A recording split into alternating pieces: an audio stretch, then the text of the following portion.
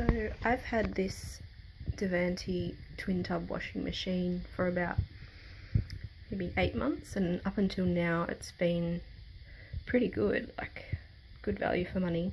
But I've noticed in the last little while that the draining has been really slow, so I just assumed that I had a blocked drain somewhere. So I've been on YouTube looking at everyone else's videos on how to unclog drains and all of that, but it didn't work for me. So I just wanted to put this video together to show other people what might be a different problem with their drainage. So I normally have this little hose connected to put the water in from the tub, and then I've used a dishwasher hose to connect to the side hose and drain into the shower.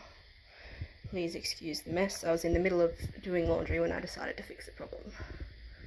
So in a lot of other videos, people have taken these out and there's been blockage just in there, and they've used like a drain hose to pull that out, or taken this out and it's all gross in there, or even removed this, which I couldn't do. I would like to clean under that, but I couldn't get that out. I could take the screw out, but not the whole spinning mechanism. None of that worked for me. I also checked, a good thing to do is to check behind the spinning basket, just to pull it gently to the side and make sure there's no like socks or undies or anything stuck in there, but there's nothing in there. I could see it was all clear, the drainage hole was clear in there. And so what a number of other people have done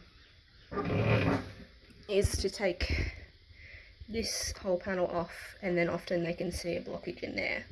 So you can just use a screwdriver. Oh, excuse. Hello. You can just use a screwdriver. You don't need to have a drill or anything like that. So just be warned, they are pretty cheap and nasty. So if you do remove them, they're quite tricky to put back on.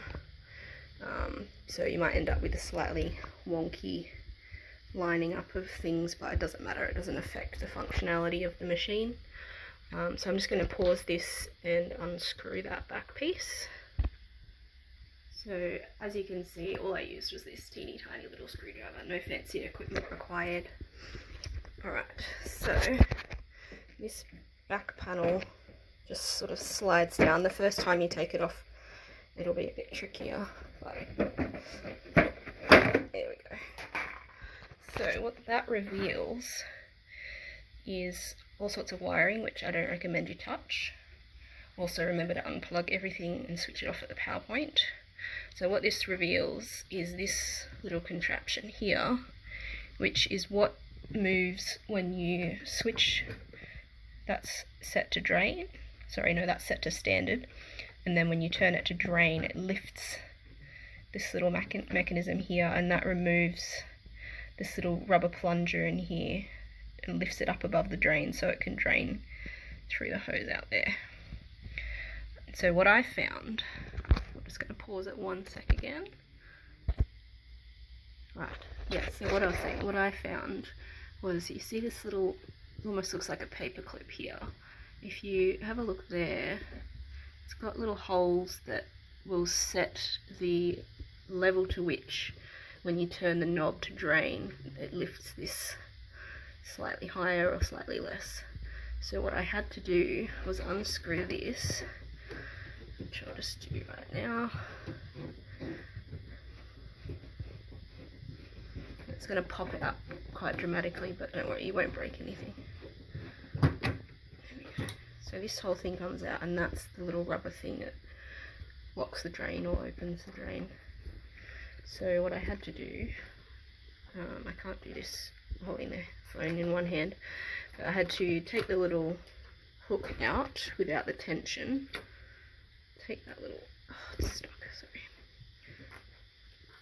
It's hard to do this and film at the same time. So I'm just going to pause again. Yeah, so what you're going to want to do is hold onto the thing kind of like this, so you can press the spring down so the whole thing doesn't just fly apart, and take the little hook out. So this one before was set to that middle circle there, so I'm going to put it to a slightly lower one so that when I turn it to drain, it can lift the plunger slightly higher up. I don't know if it's called a plunger, that's just what I'm calling it. because it kind of looks like one. Yeah, so I'm just going to do that, and then I'll show you the difference. Right, so we're just getting it to focus.